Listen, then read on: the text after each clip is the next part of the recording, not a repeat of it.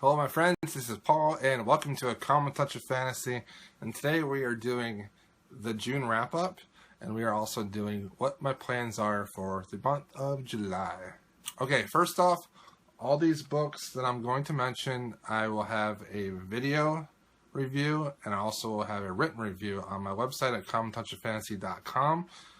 Look in the description box below for the links to the videos, and on those videos will be links to the written review as well. So if you want to check any of those out, go ahead and check those out. That'd be great. The two audiobooks that I listened to this month was The Lesser Dead by Christopher Buehlman and 14 by Peter Clines.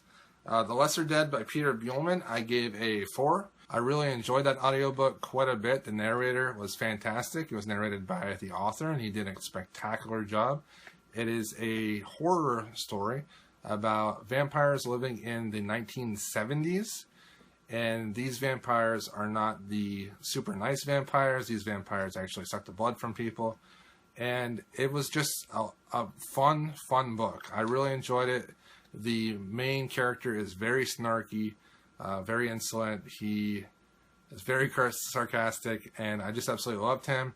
The main plot is basically that these younger vampires show up that are little children, and they are creepy, and they are killing people, and the other vampires don't like that because they don't want the real world to know that there's actual vampires. So they're trying to figure out the mystery of where these children have come from and how to stop them. And then 14 by Peter Clines. I just finished this. This was a science fiction mystery. It was more of a setting mystery than anything else. It's kind of Lovecraftian in a way. I would say that it has a lot of similarities to the second season of Lost. If you are a Lost fan, you would like this book, because in Lost there's a whole mystery about the hatch, and then in this book there's a whole mystery about the building. I do not think this is a horror book by any means, even though it's labeled a horror book. This is more science fiction, more setting mystery than anything else. And basically, all these tenants live in this building. The rent is so cheap, and a new tenant comes in, and he finds out that the place is kind of weird, a little bit different. And he's trying to figure out the mystery that is this building, because things just don't really make that much sense. And he becomes friends with the other tenants in the building, and they help him try to figure out, hey, what is going on with this building? And I absolutely loved it. The whole point of the book is pushing you forward to figure out the answers to this building and what's going on. I love books like this. And it just ramps up the tension chapter by chapter until it reveals what's going on. So I would highly recommend it for people that like atmospheric mystery setting books, and they maybe like Lovecraftian type elements in their book as well. Very fun. It isn't written the best. It's not a literary genius writing it, but it's a fun book, and I had a lot of fun reading it. And I gave it a 4. Now, the actual books that I read, I did very good this month. My goal this month was to read 3,000 pages this month. So that averages out to 100 pages a day. That was my goal, to read 100 pages a day. And I did extremely well. I did it, guys. I did it. And that's good for me. It's very good for me. So the first book I finished was Ship of Magic by Robin Hobb. Amazing book. One of Robin Hobb's best books. Check out the review. Absolutely love it. I give it a 5 out of 5. It centers around this trading family and their issues after the main head of the family ends up dying, and what happens to the children and the business of trading along the coast. It's a very deep book.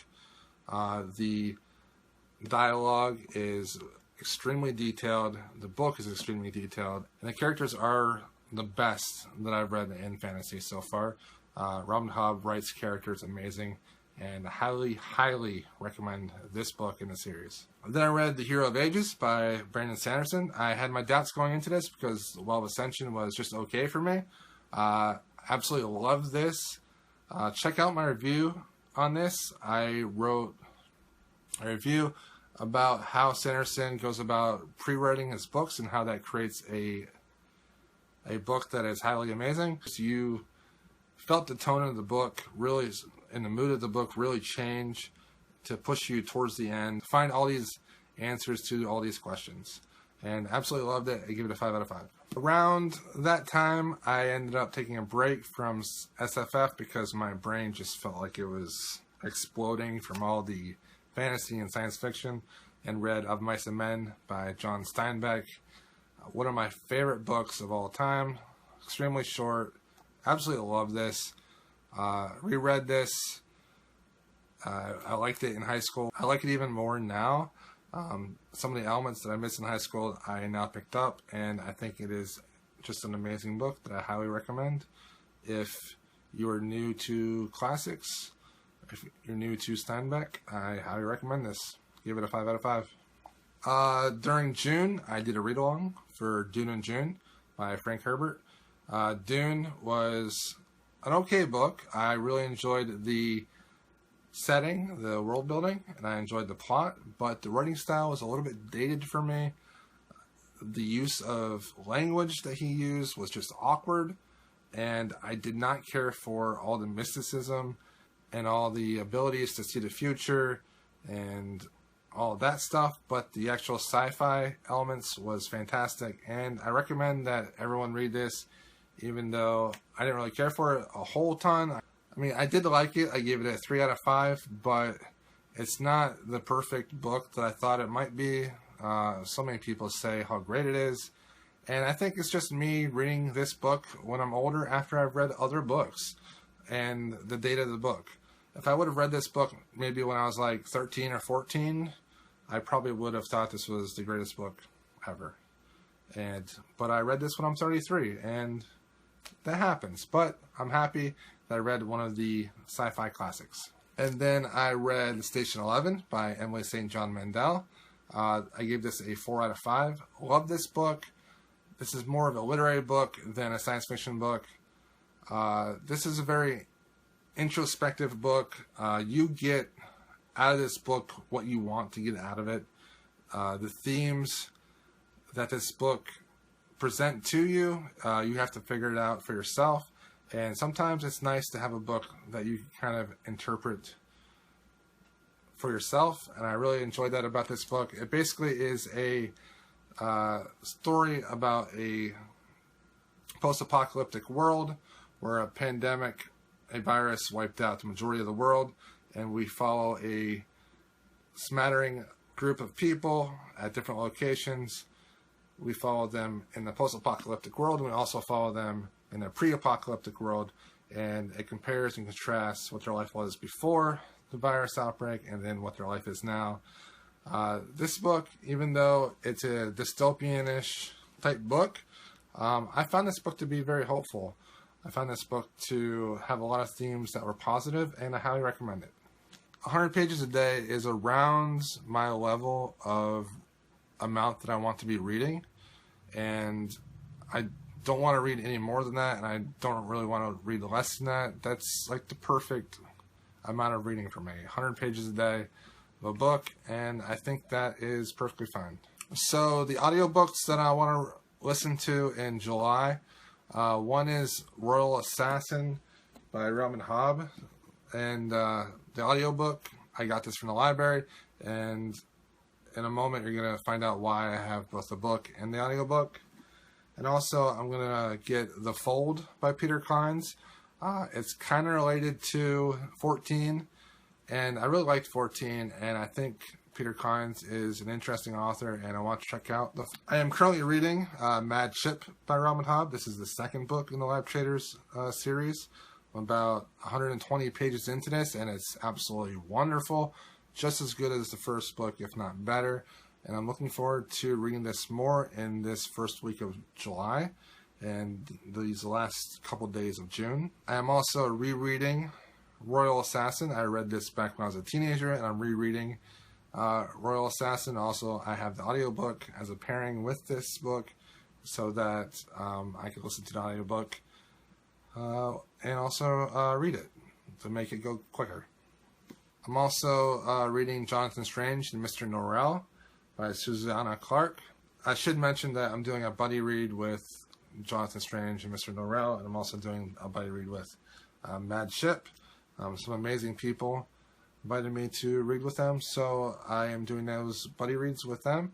I'm going to start Jonathan Strange and Mr. Norrell probably later in the month because I'm going on vacation. I'm going on vacation starting this Thursday, July 2nd. Yes, July 2nd. I am going out to visit my family in Illinois with my parents. I'm driving them out there. On the way, I'm going to be stopping at bookstores and seeing if they have any used books that I really want to get.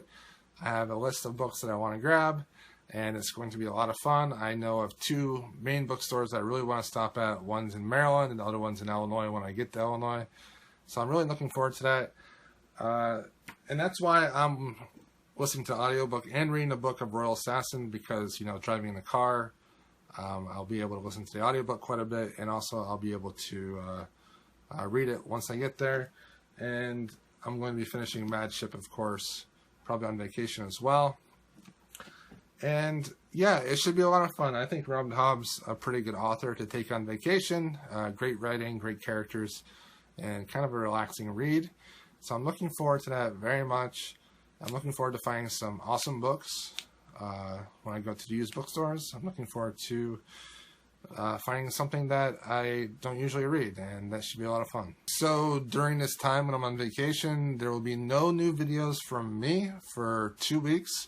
Probably not until the 15th of July. Around then, it's probably when I'll make another video. I won't be commenting on videos. I'll still be on Twitter, and I'll still watch some videos while on vacation, but I won't be commenting on any videos, and my presence will be a little bit less around BookTube while I'm on vacation. And also, at the end of July, beginning of August, I will be taking some time off BookTube as well. There is a video game competition that I watch every single year, and it's the most exciting, funnest thing that I do basically all year. It's for Dota 2. It's called the International, and these guys, these teams from around the world, they play for currently a prize pool of $13 million. First place will probably get over $6 million, split between 5 people, which is awesome, and it is so much fun. I love Dota 2. I love esports, and I'm looking forward to that. So during that time, there will be less updates from me. Basically, in the month of July and the month of August, I will be putting up review videos, and that's about it. I won't be putting up much anything else other than review videos. It's more of a taking a break from BookTube, but also creating content. And I love reviews. That's what I joined BookTube to do, is making reviews, and I absolutely love to do them. And so that's what's going to happen in the next 2 months. I won't be making like 3 videos every week. I'll probably only be making like 1 or 2 videos every week. And that's not a big deal. It's the summertime. I want to read more, and there's things going on that I want to do and want to take a part of. And I think that is perfectly reasonable, and I hope that I don't lose too many followers and too many subscribers. So yeah, thanks for watching. Please visit the website at commontouchoffantasy.com for all my reviews, and please like, comment, and subscribe. Thank you so much.